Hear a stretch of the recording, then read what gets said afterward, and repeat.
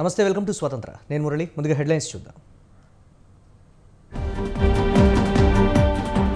6 గ్యారంటీలను సకాలంలో అమలు చేస్తాం. ఉభయ సభలను ఉద్దేశించి గవర్నర్ ప్రసంగం.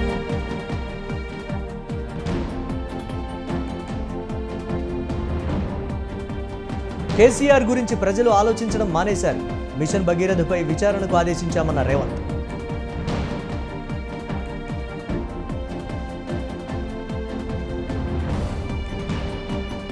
గవర్నర్ కోట ఎమ్మెల్సీల పిటిషన్పై విచారణ వాయిదా. రేపటికి వాయిదా వేసిన తెలంగాణ హైకోర్టు.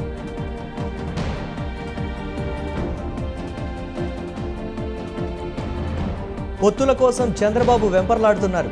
రాష్ట్ర ప్రయోజనాల కోసమే జగన్ పర్యటన అన్న సజ్జల.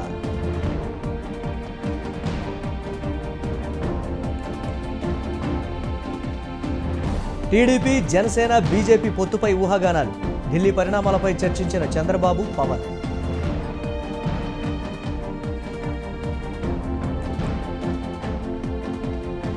తొమ్మిది బిల్లులకు ఏపీ అసెంబ్లీ ఆమోదం. నిరవధికంగా వాయిదా పడిన శాసనసభ.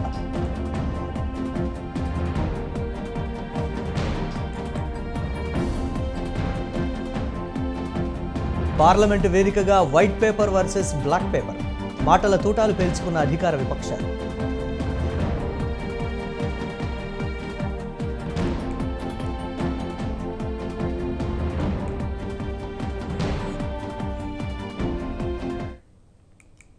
టీఎస్పీఎస్సీ ద్వారా 2 లక్షల ఉద్యోగాల భర్తీకి తమ ప్రభుత్వం కట్టుబడి ఉందని గవర్నర్ తమిళిసై సౌందరరాజన్ స్పష్టం చేశారు. తెలంగాణలో శాసనసభ బడ్జెట్ సమావేశాల ప్రారంభం సందర్భంగా ఉభయ సభలను ఉద్దేశించి గవర్నర్ ప్రసంగించారు. ప్రస్తుతం తెలంగాణలో ప్రజల కోసం ప్రజల చేత ఎన్నికైన ప్రభుత్వం ఉందన్నారు. ఆర్టీసీలో ఉచిత ప్రయాణం ద్వారా మహిళలు ఇప్పటి వరకు 15 కోట్ల ట్రిప్పులు ప్రయాణించారని అన్నారు. పాలమూరు, రంగారెడ్డి వంటి సాగునీటి ప్రాజెక్టులు పూర్తి చేస్తామని, ధరణి కమిటీ ద్వారా భూ సమస్యలు పరిష్కరిస్తామని తెలిపారు. ఎన్నికల సమయంలో ఇచ్చిన 6 గ్యారంటీలను సకాలంలో అమలు చేస్తామని స్పష్టం చేశారు.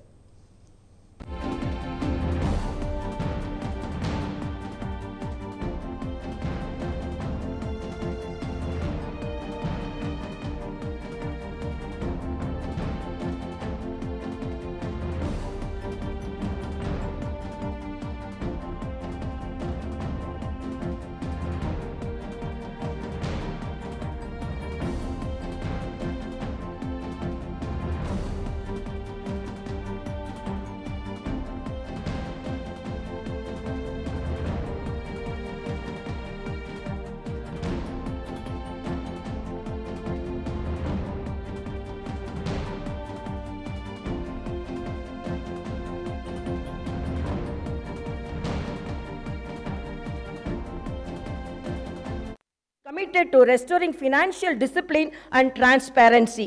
The white paper on finance released during the last session of the Assembly has laid bare the incompetent and reckless manner in which the previous government has managed public finance. The people of Telangana have handed over a rich state to the previous government, and after 10 years they have handed over a debt-ridden state to us. The immediate challenge is to improve the state's financial situation without burdening the people. The budget gives us an opportunity to start the path of restoration, responsibility and accountability in the management of public finance. Our government is committed to restoring financial discipline and transparency.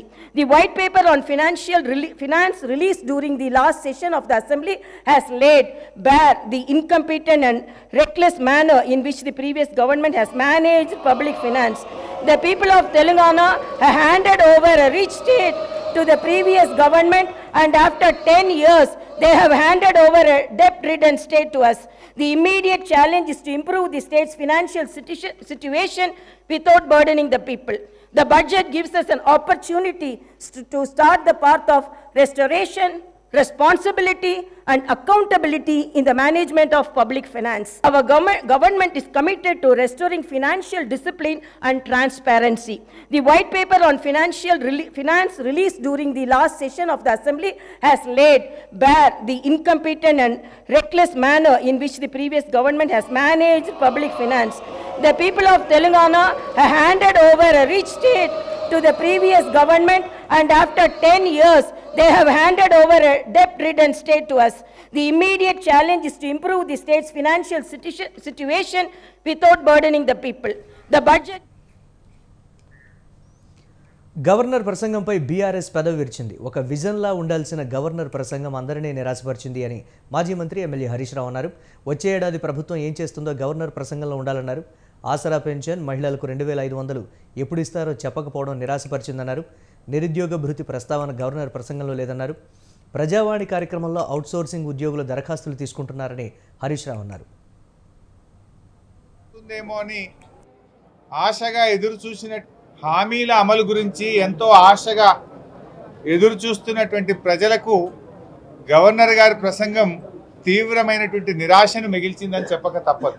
ఎందుకంటే గ్యారంటీల్లో ఇవాళ వృద్ధులకు వితంతువులకు 2000కు బదులు 4000 pension ఇస్తామన్నారు.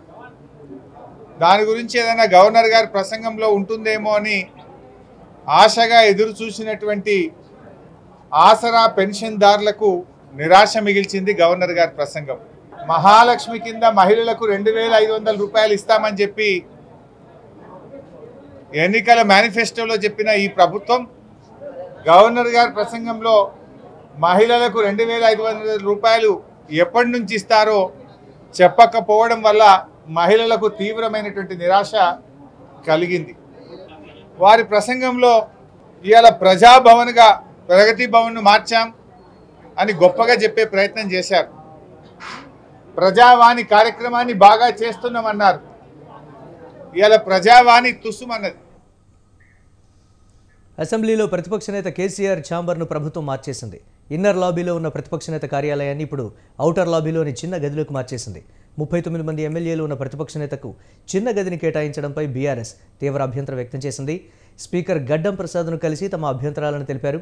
కాంగ్రెస్ ప్రభుత్వం కక్ష సాధింపు చర్యలకు పాల్పడుతోందని బీఆర్ఎస్ ఎమ్మెల్యే వేముల ప్రశాంత్ రెడ్డి ఆరోపించారు. గతంలో ఉన్న ప్రతిపక్ష కార్యాలయం కంటే ఇప్పుడు ఇచ్చింది చాలా చిన్నగా ఉందని అన్నారు. ప్రతిపక్ష నేతను అవమానించేలా ప్రభుత్వ చర్య ఉందని విమర్శించారు. స్పీకర్ గారి ఛాంబర్కి అనుగుణంగా అది వాడుకోదలుచుకొని మరి ఎల్ఓపి గారికి వేరేది సూటబుల్ ప్లేస్ ఇస్తామని చెప్పినారు. మరి ఎల్ఓపి గారు స్పీకర్ గారికి అవసరం వస్తే దాన్ని మనం అభ్యంతరం పెట్టకూడదు, అది వాడుకొని ఇవ్వనండి. కానీ ఎల్ఓపి అప్పుడు మేము చెప్పింది ఏంటంటే ఎల్ఓపి గారు కూడా సహృదయంతో ఒప్పుకున్నారు. స్పీకర్ గారి కోసం ఇప్పుడున్న ఎల్ఓపిని ఇవ్వడానికి కూడా ఒప్పుకున్నారు, ఎల్ఓపి ఆఫీస్ ఇవ్వడానికి ఒప్పుకున్నారు కేసీఆర్ గారు. కానీ ఆ ప్లేస్ ఎంతైతే ఉందో అంత ప్లేసు వేరే దగ్గర అలాట్ చేయమని చెప్పి వారిని రిక్వెస్ట్ చేయడం జరిగింది. దానికి స్పీకర్ గారు కూడా ఒప్పుకున్నారు. కానీ ఇవాళ చూస్తే అసెంబ్లీలోకి రాగానే చూస్తే పాత ఎల్ఓపి ఆఫీస్కి తాళం వేసేసినారు.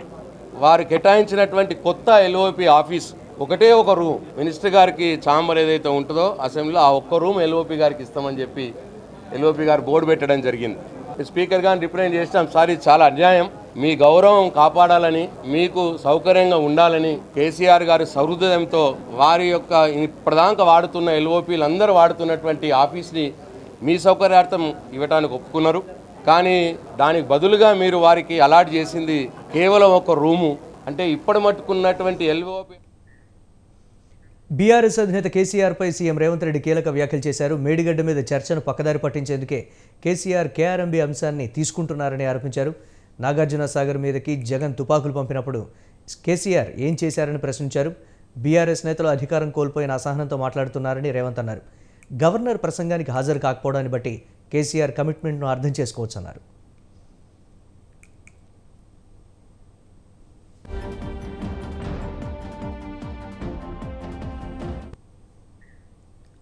అసెంబ్లీ సమావేశాల మొదటి రోజు ఎమ్మెల్సీ బల్మూరి వెంకట్ ఆర్టీసీ బస్సులో అసెంబ్లీకి వచ్చారు. ఆర్టీసీ బస్సులో ఉచిత ప్రయాణంపై మహిళలతో మాట్లాడి వారి అభిప్రాయాలు తెలుసుకున్నారు. మరోవైపు ఎమ్మెల్యే పాడి కౌశిక్ రెడ్డి ఆటోలో అసెంబ్లీకి వచ్చారు. అయితే ఆటోను లోపలికి అనుమతించలేదు అధికారులు. దీంతో ఆయన పోలీసులతో వాగ్వాదానికి దిగారు.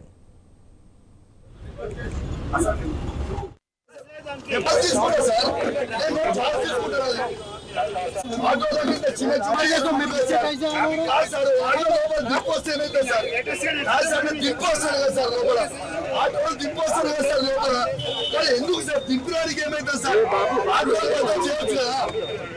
సార్ ఆటో మధ్య చేయవచ్చు కదా సార్, ఏముంది సార్?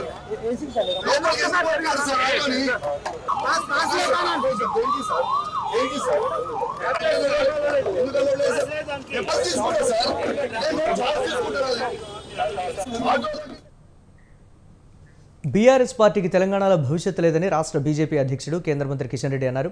రానున్న పార్లమెంట్ ఎన్నికల్లో బీజేపీ సమగ్ర కార్యాచరణ కోసం పార్టీ పెద్దలను కలిసినట్లు ఆయన చెప్పారు. తెలంగాణలో పార్లమెంట్ ఎన్నికల ఫలితాలు బీజేపీకి సానుకూలంగా ఉంటాయని ఆశాభావం వ్యక్తం చేశారు. కాంగ్రెస్, బీఆర్ఎస్ ప్రజల దృష్టి మళ్లించేందుకు ప్రయత్నిస్తున్నాయని, బీజేపీని గెలవకనివ్వకూడదనే ఉద్దేశంతో రెండు పార్టీలు కుమ్మక్కవుతాయని కిషన్ రెడ్డి ఆరోపించారు. రెండు పార్టీలు డూప్ ఫైటింగ్ చేస్తున్నాయని విమర్శించారు. తెలంగాణలో కాంగ్రెస్కు ఓటు వేసిన, బీఆర్ఎస్కు ఓటు వేసిన ఒకటే అన్నారు. ఈరోజు తెలంగాణలో ఆ రోజు కేసీఆర్ కుటుంబము బీఆర్ఎస్ నాయకులు దోపిడీ చేస్తే ఈరోజు కాంగ్రెస్ పార్టీ నాయకులు దోపిడీ ప్రారంభించారు. మనం చూశాము గత శాసనసభ ఎన్నికల్లో కర్ణాటక ప్రజలను దోపిడీ చేసి అక్కడ ఉన్నటువంటి బిల్డర్స్ ను, కాంట్రాక్టర్లను బ్లాక్ మెయిల్ చేసి తెలంగాణకు ఎన్నికలకు తీసుకురావడం జరిగింది డబ్బు. ఈ రోజు కర్ణాటక నుంచి దోపిడీ చేసినటువంటి డబ్బంతా కూడా తెలంగాణలో ఖర్చు పెడితే ఈరోజు తెలంగాణ నుంచి దోపిడీ చేసి దేశమంతా ఖర్చు పెట్టాలని కాంగ్రెస్ పార్టీ ప్రయత్నం చేస్తా ఉంది. గతంలో బీఆర్ఎస్ నేతలపై కాంగ్రెస్ నేత జగ్గారెడ్డి ఫైర్ అయ్యారు. రాజకీయాల్లో బ్యాక్గ్రౌండ్ చెప్పుకుంటేనే లీడర్ అయ్యారని, తనకు ఎలాంటి బ్యాక్గ్రౌండ్ లేకుండానే లీడర్ అయ్యారని తెలిపారు. కష్టపడి తయారు చేసుకున్న రాజకీయ జీవితం తమదని తెలిపారు. ఎన్నో ఒడిదుడుకులతో రాజకీయంగా ఎదిగామన్నారు. పోస్టు ఉన్నా లేకున్నా ఒకేలా ఉంటానని తేల్చి చెప్పారు. ప్రజల సేవ చేయాలి, ప్రజల దగ్గర మంచి పేరు తెచ్చుకోవాలంటే కాంగ్రెస్లో స్వతంత్రానికి, ఇక్కడున్న స్వతంత్రానికి మన పనులు ప్రజలకు చేసి పెట్టవచ్చు అనే దాని మీద ఖచ్చితంగా వాళ్ళు వస్తారు. మాకు కాన్ఫిడెంట్ మాకు ఉంది, వాళ్ళే వస్తారు, ఏమి ఇబ్బంది లేదు. వస్తారు అని నేను గంటపదంగా చెప్తున్నా. నేనైతే ఇంకా మా ముఖ్యమంత్రి మా రేవంత్ రెడ్డి గారికి చెప్తున్నా నేను. ఎందుకంటే బీజేపీ వాళ్ళు ఏం చేస్తారంటే టీఆర్ఎస్ లేపి ఏదైనా చేయండి అంటారు. ఇది రాజకీయం కదా. బీజేపీకి బలం లేదు తెలంగాణలో. కాబట్టి మేము రాజకీయ పార్టీది, మా మీద యుద్ధం చేసే లోపల మేమే దాడి చేసేస్తాం వాడు. అట్లా ఇది పాలిటిక్స్. ఏ రాజకీయంలో అయినా ఇవన్నీ మామూలే. సీఎం వైఎస్ జగన్ ఢిల్లీకి వెళ్లారు. గన్నవరం విమానాశ్రయం నుంచి న్యూఢిల్లీకి వెళ్లిన ఆయన రాత్రికి జన్పద్ నివాసంలో బస చేస్తారు. శుక్రవారం నాడు ప్రధానమంత్రి నరేంద్ర మోదీతో భేటీ కానున్నారు. ప్రధాని మోదీతో భేటీలో రాష్ట్రానికి సంబంధించిన పలు అంశాలపై ముఖ్యమంత్రి జగన్ చర్చించే అవకాశం ఉంది. వాటిలో ప్రధానంగా ఏపీకి ప్రత్యేక హోదా, వైజాగ్ స్టీల్ ప్లాంట్ ప్రైవేటీకరణ నిలుపుదల, పోలవరం ప్రాజెక్టు నిర్మాణానికి త్వరితగతిన నిధుల విడుదల ముఖ్యాంశాలుగా ఉన్నాయి.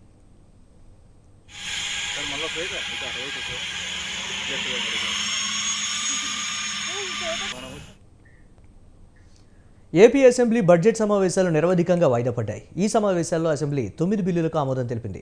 5న ప్రారంభమైన అసెంబ్లీ సమావేశాలు 3 రోజుల పాటు జరిగాయి. 10 గంటల 2 నిమిషాల పాటు సమావేశాలు జరిగాయి.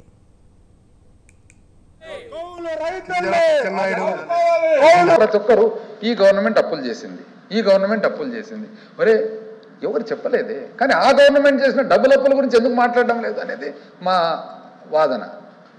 ఈ ఇష్యూలో తమాషా ఏమంటే బీజేపీ అదే అంటారు, సిపిఐ అదే అంటారు, సిపిఎం అదే అంటారు, ఇంకా జనసేన అదే అంటారు, తెలుగుదేశం అదే అంటారు. అంటే ఒక వైఎస్ఆర్సీపీ ఇది ఎట్లుందంటే Sachin Tendulkar versus rest of the world, Sunil Gavaskar versus rest of the world, Kapil Dev versus rest of the world అట్లుంది అధ్యక్ష. ఇది ఇప్పుడు ఒక్కరన్నా దాంట్లో ప్రశ్నించాలి కదా. ఇది మనల్ని ప్రశ్నించేటప్పుడు అదే ప్రశ్న ఆ పక్కకు కూడా పోవాలి కదా అధ్యక్ష.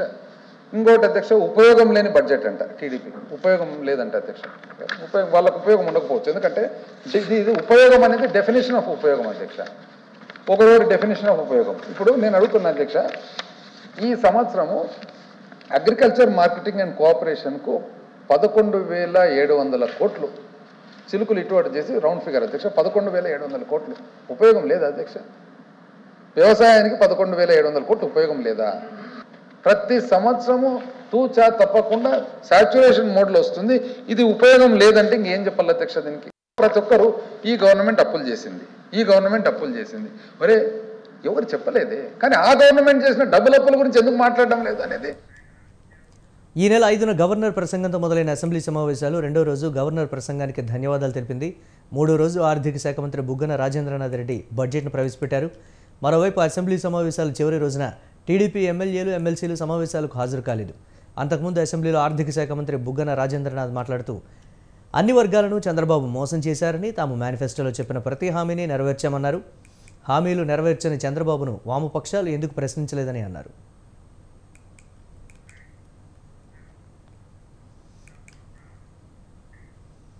వైఎస్ఆర్సీపీ ప్రభుత్వానికి వ్యతిరేకంగా తెలుగుదేశం పార్టీ నాయకులు ఉద్యమించారు.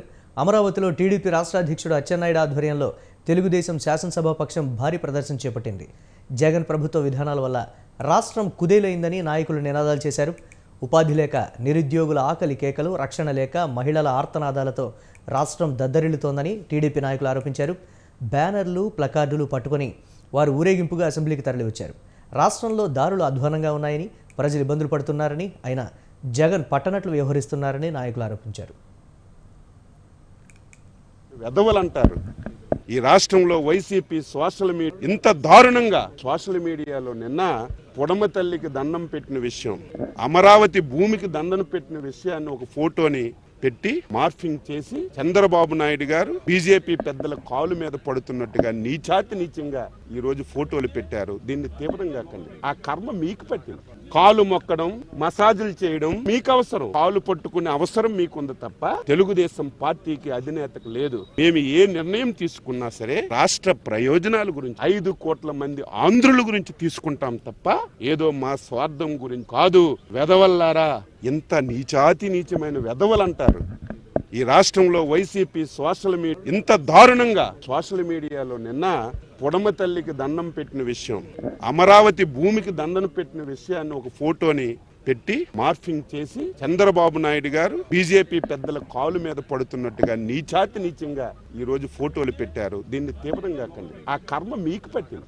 కాలు మొక్కడం, మసాజులు చేయడం మీకు అవసరం, కాలు పట్టుకునే అవసరం మీకుంది తప్ప తెలుగుదేశం పార్టీకి అధినేతకు లేదు. మేము ఏ నిర్ణయం తీసుకున్నా సరే రాష్ట్ర ప్రయోజనాల గురించి, 5 కోట్ల మంది ఆంధ్రుల గురించి తీసుకుంటాం తప్ప ఏదో మా టీడీపీ బలహీనంగా ఉంది కాబట్టి చంద్రబాబు పొత్తుల కోసం వెంపర్లాడుతున్నారని విమర్శించారు వైసీపీ ప్రధాన కార్యదర్శి సజ్జల రామకృష్ణారెడ్డి.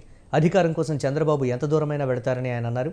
గతంలో బీజేపీని ఇష్టం వచ్చినట్లు తిట్టి ఇప్పుడు మళ్లీ అదే పార్టీతో పొత్తు పెట్టుకునేందుకు చంద్రబాబు సిద్ధమయ్యారని మండిపడ్డారు. చంద్రబాబు అద్దె మైకులా షర్మిల మాట్లాడుతున్నారని, ఆయన రాసిచ్చిన స్క్రిప్ట్నే షర్మిల చదువుతున్నారని ఆరోపించారు. పెండింగ్ నిధులపై చర్చించేందుకే సీఎం జగన్ ఢిల్లీ పర్యటనకు వెళ్లారని సజ్జల క్లారిటీ ఇచ్చారు.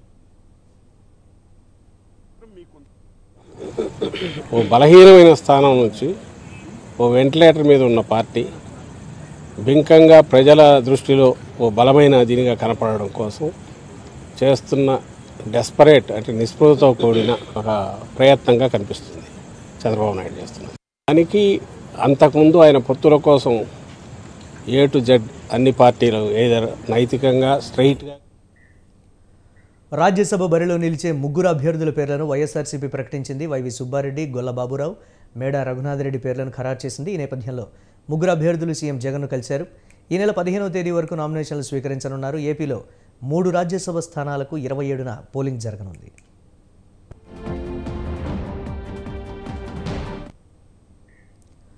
దేశవ్యాప్తంగా పలుచోట్ల ఎన్ఐఏ సోదాలు నిర్వహించింది. తెలంగాణ, కేరళ, తమిళనాడు రాష్ట్రాల్లో నిర్వహించిన సోదాల్లో పలు కీలక డాక్యుమెంట్లు స్వాధీనం చేసుకున్నట్లు తెలుస్తోంది. హైదరాబాద్లో వీక్షణం పత్రిక ఎడిటర్ వేణుగోపాల్, ఎల్బీ నగర్లోని రచయిత రవిశర్మ ఇంట్లోనే తనిఖీలు నిర్వహించారు. మావోయిస్టులతో సంబంధాలు ఉన్నాయన్న అనుమానంతో ఈ సోదాలు నిర్వహించారు. మావోయిస్టు నేత దీపక్ రాజ్ స్టేట్మెంట్ ఆధారంగా వేణుగోపాల్, రవిశర్మ, కేరళకు చెందిన మరో 3పై కేసులు నమోదయ్యాయి. ఈ నెల 10న ఎన్ఐఏ కార్యాలయానికి హాజరు కావాలని NIA additional SP Raj Kumar నోటీసులు జారీ చేశారు. 2 months బ్యాక్ సరిగ్గా నాకు గుర్తులేదు కానీ కూకట్పల్లి మలేషియన్ టౌన్షిప్ దగ్గర సంజయ్ దీపక్ రావు అని ఎవరో అరెస్ట్ అయ్యారు. మావోయిస్ట్ లీడర్ని పేపర్లలో వస్తే అప్పుడే పేపర్లలో వచ్చినాకనే చూసినాం, ఆయన పేరు విన్నాం ఫస్ట్ టైం. ఆ తర్వాత కొద్ది రోజులకి లాయర్స్ ఎఫ్ఐఆర్లో అట్లా మీ పేరు కూడా మెన్షన్ ఉంది అని అన్నారు. తర్వాత ఎఫ్ఐఆర్ తీసుకొని చూసాం. అందులో ఊరికే వీళ్ళు వేణుగోపాల్, నా పేరు, ఇంకా కొంతమంది పేర్లు పెట్టి వీళ్ళు మావోయిస్ట్ యాక్టివిటీస్లో ఉన్నారట అని ఎవరో ఆ రకంగా మాత్రమే ఉంది. అంటే ఏమి ఖచ్చితంగా వీళ్ళు ఏదో చేశారనో లేకపోతే ఫలానా దీంట్లో ఉన్నారని అట్లాంటిది ఏమాత్రం ఏం లేదు. అది సరే, దాంట్లో నిర్దిష్టంగా మాపై ఆరోపణలు ఏం లేవు కాబట్టి మేమేమి పట్టించుకోలేదు దాన్ని. తర్వాత ఈరోజు పొద్దున 5 గంటలకి ఫోన్ చేసి కిందికి రమ్మన్నారు. గేట్ తాళం ఉంటుంది మామూలుగా, కిందికి రమ్మంటే మేము వచ్చేలోగానే వాళ్ళు ఎట్లా వచ్చారో తెలియదు. అంటే కింద వీళ్ళు వాచ్మెన్ని అడిగి తాళం తీసుకొని వచ్చారా. ఇవాళ ఉదయం 5 గంటలకు నేషనల్ ఇన్వెస్టిగేషన్ ఏజెన్సీ NIA చెందిన ఒక బృందం 8 మంది బృందం మా ఇంటి మీద దాడి చేసింది. ఉదయం 5 గంటలకు వాళ్ళు నన్ను తలుపు తెరవని అడగానే తెరిచాను. వాళ్ళు ఒక కేసుకు సంబంధించి మీ దగ్గర సమాచారం ఏమైనా ఉందా, సెర్చ్ చేయడానికి సెర్చ్ వారెంట్ తీసుకొని వచ్చాము అని అన్నారు. సెర్చ్ వారెంట్ చూశాను. సంజయ్ దీపక్ రావు అనే ఒక వ్యక్తి అరెస్ట్ అయిన కేసులో నా దగ్గర సమాచారం ఉందని వాళ్ళకు తెలిసింది. కాబట్టి మొత్తంగా నా ఇంట్లో నుంచి తీసుకుపోయినవి నా సెల్ ఫోన్ ఒకటి, ఆ బెదిరింపు హత్యా బెదిరింపు లేక, వరలక్ష్మికి వచ్చిన హత్యా బెదిరింపు లేక, దాని మీద నిజానికి పేపర్ కటింగ్ కూడా ఉంది. ఆ బెదిరింపు లేక మీద మేము ప్రెస్ కాన్ఫరెన్స్ పెట్టాము. ఆ ప్రెస్ కాన్ఫరెన్స్ వార్త కూడా దానికి పిన్ చేసి ఉంది. అది ఉంటేనే 10 ఏళ్ల మోదీ ప్రభుత్వ వైఫల్యాలను ఎత్తి చూపుతూ కాంగ్రెస్ అధ్యక్షుడు మల్లికార్జున ఖర్గే ప్రవేశపెట్టిన బ్లాక్ పేపర్పై ప్రధానమంత్రి నరేంద్ర మోదీ స్పందించారు. ప్రతిపక్ష పార్టీ విడుదల చేసిన ఆ పేపర్ను తమ ప్రభుత్వానికి దిష్టి చుక్క లాంటిదని అన్నారు. తమపై చెడు కన్ను పడకుండా చేస్తుందని మోదీ అన్నారు. గత 10 ఏళ్లుగా దేశం కొత్త శ్రేయస్సు శిఖరాలను అధిరోహిస్తోందని చెప్పారు. ప్రతిపక్షాల చర్యను మేము స్వాగతిస్తున్నామని, అందుకు తాను ఖర్గేకి కృతజ్ఞతలు తెలియజేస్తున్నానంటూ మోదీ వ్యంగ్యంగా అన్నారు. भव्य दिव्य वातावरण बना है, उसको नजर न लग जाए, इसलिए काला टीका करने का प्रयास हुआ है. मैं उसके लिए भी खरगे जी का बहुत धन्यवाद करता हूं, ताकि इस हमारी प्रगति की यात्रा को कोई नजर न लग जाए. ये नजर न लग जाए इसलिए आपने आज जो काला टीका किया है, मैं तो सोच रहा था सब काले कपड़ों में आएंगे, लेकिन शायद काला जोदू खिंचते खिंचते खिंचते ब्लैक पेपर तक चला गया है. लेकिन फिर भी मैं उसका भी स्वागत करता हूं, क्योंकि जब भी अच्छी बात होती है काला टीका नजर न लग जाए, इसलिए बहुत जरूरी होता है. और उस पवित्र काम को, और आज जिस उम्र के हैं उस व्यक्ति जब ये काम करता है तो వ్యవసాయ ఉత్పత్తులకు మద్దతు ధర చట్టబద్ధత కల్పించాలని డిమాండ్ చేస్తూ ఉత్తరప్రదేశ్ రైతులు చలో పార్లమెంట్ చేపట్టారు. పరిహారం పెంపుతో సహా వివిధ డిమాండ్లపై ఢిల్లీ, నోయిడా జిల్లా సరిహద్దు నుంచి పార్లమెంట్ వైపు రైతులు భారీ ర్యాలీ చేపట్టారు. నోయిడా వద్ద పోలీసులు విధించిన 144 సెక్షన్ను రైతులు ధిక్కరించారు. భూసేకరణకు పరిహారంగా ప్రభుత్వం నుంచి అభివృద్ధి చేసిన ప్లాట్లను కోరుతున్న రైతులు నోయిడా, గ్రేటర్ నోయిడాలో కిసాన్ మహాపంచాయతీలు నిర్వహించి తమ ఆందోళనను ఉధృతం చేశారు.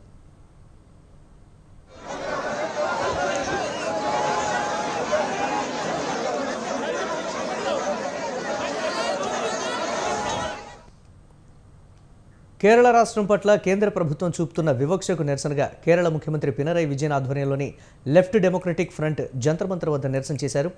ఆర్థికపరమైన సహాయం విషయంలో కేంద్రం పక్షపాతం చూపుతోందని కేరళ సీఎం ఆరోపించారు. ఈ నిరసన కార్యక్రమంలో ఢిల్లీ ముఖ్యమంత్రి అరవింద్ కేజ్రీవాల్, పంజాబ్ సీఎం భగవంత్ సింగ్ మాన్తో పాటు జమ్మూ కాశ్మీర్ మాజీ CM Farooq Abdullah, CPM general secretary Sitaram Yechury, CPI నేత డి రాజా ఇతరులు పాల్గొన్నారు. రాజ్యాంగం ప్రసాదించిన ఫెడరలిజం పరిరక్షణకే ఈ పోరాటమని వక్తలు చెప్పారు.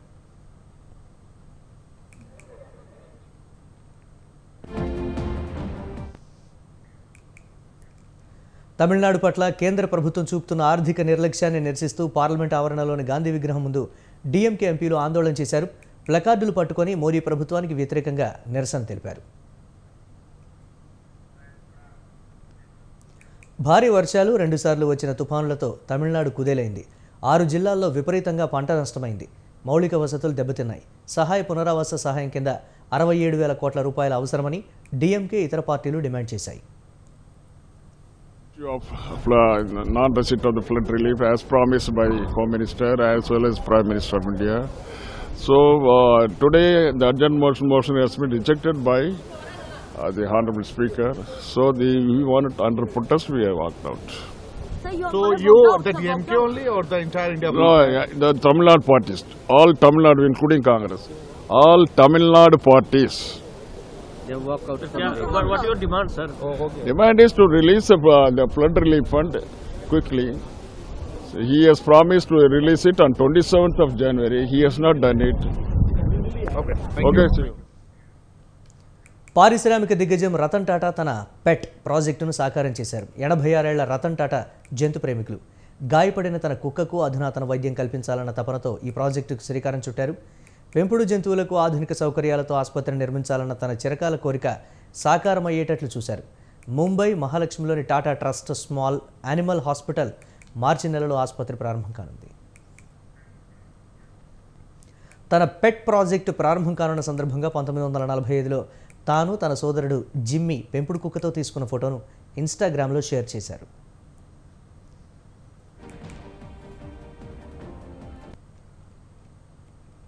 మరో Indian American student Sameer Kamath శవమై కనిపించాడు. 23 ఏళ్ల సమీర్ కామత్ పర్డ్యూ యూనివర్సిటీ విద్యార్థి. ఇండియానాలోని విలియమ్స్ పోర్ట్లోని ప్రకృతి సంరక్షణ కేంద్రంలో శవమై కనిపించాడు. అతడు తనను తానే కాల్చుకొని ఆత్మహత్య చేసుకున్నాడని పోలీసులు తెలిపారు. తలకు తగిలిన బుల్లెట్ గాయం వల్లే కామత్ మరణించినట్లు పోలీసులు పేర్కొన్నారు. అమెరికాలో 2 వారాల్లో ఇది 6వ భారతీయ విద్యార్థి మరణం.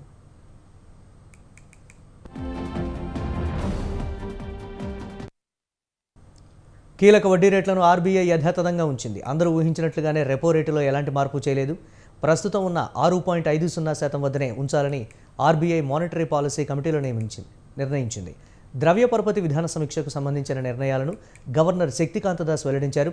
విశ్లేషకుల అంచనాలను మించి భారతదేశ వృద్ధి రేటు నమోదవుతోందని శక్తికాంత దాస్ తెలిపారు. 2024లో ప్రపంచ ఆర్థిక వ్యవస్థ వృద్ధి స్థిరంగా ఉంటుందని అంచనా వేశారు. End of this decade, the public debt levels in advanced economies, in fact, are much higher than those in the emerging market economies. The challenges of debt sustainability in an environment of high interest rates and low growth at the global level can become new sources of stress. Reducing debt burdens is necessary to create fiscal space for new investments in priority areas. ఇవి ఇప్పటివరకు updates. Keep watching స్వతంత్ర.